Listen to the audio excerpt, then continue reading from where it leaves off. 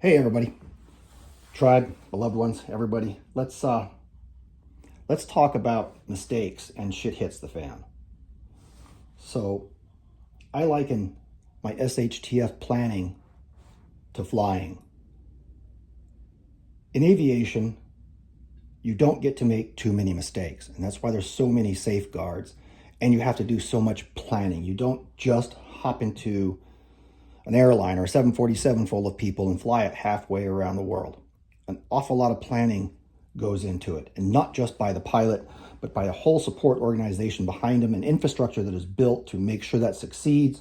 All these things have to happen to get 300 people from Los Angeles to Sydney, Australia without dying.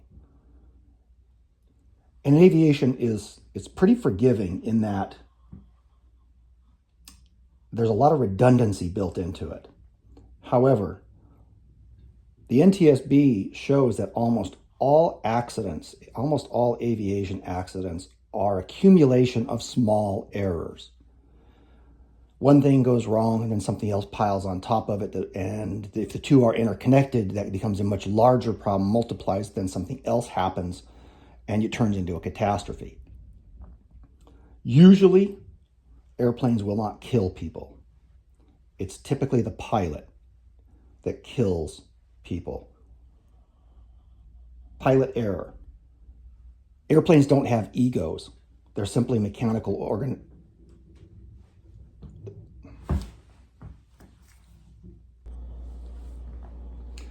Airplanes don't kill people. 95% of the accidents are caused by pilot error. And then typically that's because of, let's say, bravado on the pilot's side, or a misjudgment, not treating something as a large problem that should be treated as a large problem, not paying attention, you name it. People thinking that they know better because they wear the captain's bars. That's what killed all those people in that 747 out of Korea. The co-pilot knew they were heading into a mountain and told the pilot multiple times, and the pilot kept telling the co-pilot, the junior co-pilot, who was very junior to the pilot, to just shut up, that he was the captain and he knew what he was doing. And he knew right up until the moment he didn't know. So prepping is a lot like that. You don't get to make too many mistakes in prepping and survive it. Small mistakes roll up into a large mistake and you're done. Preparedness is not very forgiving. Let's just say that's not really true. It's the disaster that is not very forgiving. Lose the power grid, and it is absolutely 100% zero forgiveness for any errors you make. Make one large error and you're done. Accumulate small errors and you're done. There are roughly 360 million people in the United States, 330 accounted for citizens, all the imports we've had under Joe Biden and before that, probably somewhere around 30 million. So I put the number at 360 million people at the beginning of the event. If you go this direction, you end up directly in the dead zone. One mistake, one big mistake. This is your success. And FEMA says that if we lose the power grid, we're going to lose about 90% of the people in the United States. So at the end of the first year, 46 million are left. That's at the end of the first year. Power's not back on in 1 year in the entire United States. I suppose it's possible that in pockets that power will be on, but then those pockets become magnets for marauders because everybody's looking for resources. So that presents other problems, yada, yada, yada, yada. So everyone starts here. This is the starting point. Everybody starts here. Those that go this direction die. Those that go this direction may make it a little longer, but they die too. Their circle's just in a bit closer. People that go this direction, their circle is probably right around here. They don't make it. People that go off this far make it about this far. But they also end up in the dead zone because all of this is dead zone. People that die, that don't make it. You, hopefully, are going on a straight line right out here to success. This is your window of error. You make one mistake. One mistake I made is years ago, I thought I'll just store up a whole bunch of bulk rice and just put it on a shelf type of scenario and hope for the best. Hopefully it will survive. That was not the supplies that my family is relying upon. It was supplies I was going to give to other people, barter, yada, yada, yada, yada. So I put it on the shelf. Actually, I put it in an old refrigerator, closed the door, put oxygen absorbers in it, and crossed my fingers. Not a very good plan. Because that was not my primary food, it was a smaller mistake, and it put me right about here. Still gonna hit success for my family. Compound that with another error, and I'm skirting the line. One little hiccup after that, and I go off into the dead zone, and I don't make it. Make one large error, and you go this way. Or you might go this way. You did a lot of things right, but you did one thing wrong. I'm going to say it again.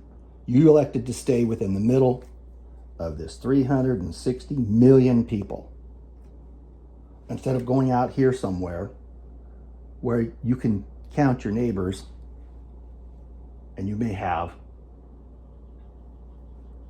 50 people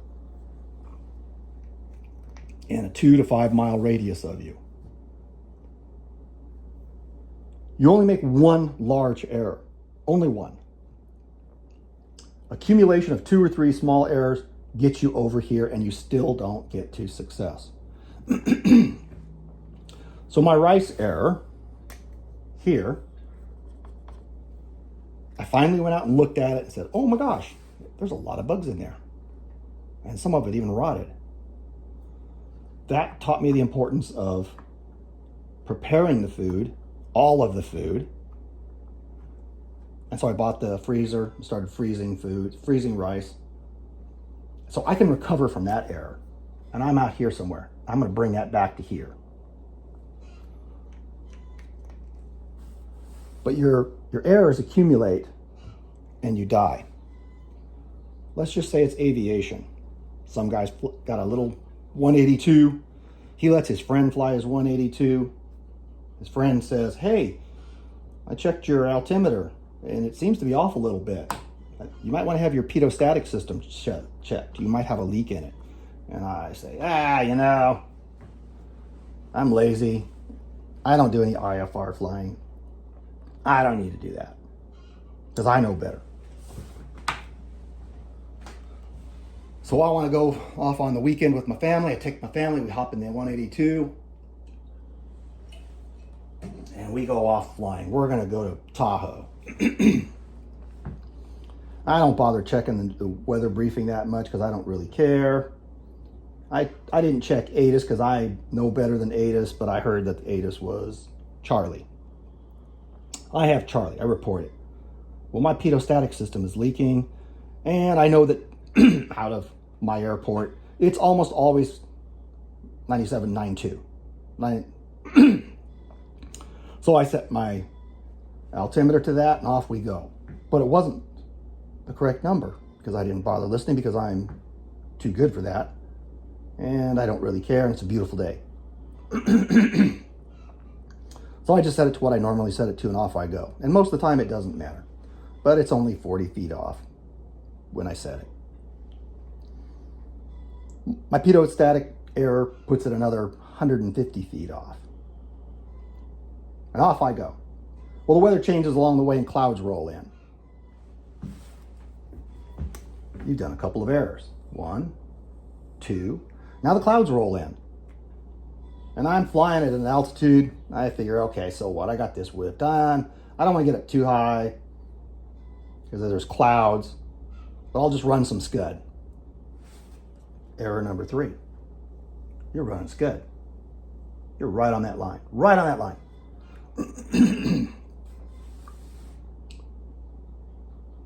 I look at my altimeter, everything says I'm okay. I'm going to clear this mountain by 100 feet. I don't want to get up into the clouds too far because I'm not IFR rated and instrument flying scares me. But I'll do it for just 10 minutes because I got to get over this peak. But my accumulation of errors is 200 feet. So I'm 100 foot low. And me and my family run into a big old pile of cumulus granitus, otherwise known as a mountain. And that put me just over here. Actually, kind of made me do 180 and boom, right here directly into the dead zone. That's how a small accumulation of small errors will put you outside of the zone of safety. And it's a pretty small zone in aviation. But as long as you stay in the middle of it and you don't accumulate large errors and make one big error, you're going to be okay. Aviation is very, very safe.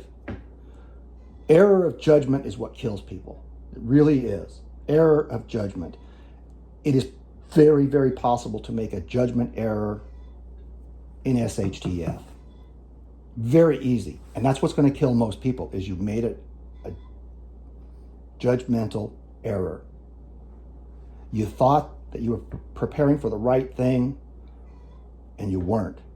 What is the right thing? To be away from these people. That's the right judgment. When something goes bad, that's your huge, huge correction factor, is to be out here instead of here. You've only got 50 people to worry about. And probably some of those are preppers. In here, it don't matter if they're preppers or not because there's 360 million of them and they're all hungry. So that's the first big error judgment. And that puts you down here somewhere.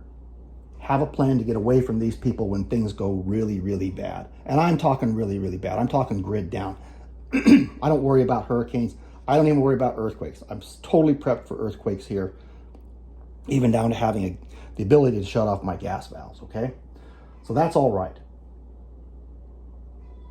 Look at your plan and start looking at small errors that can accumulate and put you outside of this zone. Because in a real SHTF situation, you only get to make a certain number of errors, and they're small errors. If you don't have any water filters, if you don't have a way to treat water, you'll get sick and you'll get dysentery and you'll die. You get a scratch and you're in a city and things have gone bad. There's no electricity. There's no stuff flowing into the cities. There's no antibiotics. And you got a scratch on your finger and that gets infected. And you don't know how to cut your finger off or your arm off and survive it. And you have no antibiotics and you have no medications. You have nothing to clean it with. So it gets infected. And guess what? You made one major error. You didn't think about how to solve a simple little thing like a cut on your finger when there is no support structure. Sit back, take a hard look at your plans and look at the chinks in your armor and start closing them. Most of your errors are going to be errors in judgment. Look at your plan, pick it apart. What are the glowing errors? Don't make any suppositions. Look at history. Where are people the safest in history when things have gone majorly wrong? The vast, vast majority of the time. That's the answer, the primary answer. It keeps you closest to this mark here. Anyways, people, hope you like this video. Hope it makes you think about your preps. Remember, preparations are mostly mental. They are errors in judgment or they are sound judgment. Don't look at your plans as if they're good. Look at your plans as if they suck. Figure out why they suck and fix it. You still have time to fix it. Start that process now. Critical thinking. Don't listen to the internet experts. Don't even listen to me. Do your own research. Look at what you're doing. Is it reasonable in light of historical examples that you can find that closely resemble to what may happen? We have never lost power on a nationwide basis. The world has never lost power due to the sun taking it down, except for the Carrington event.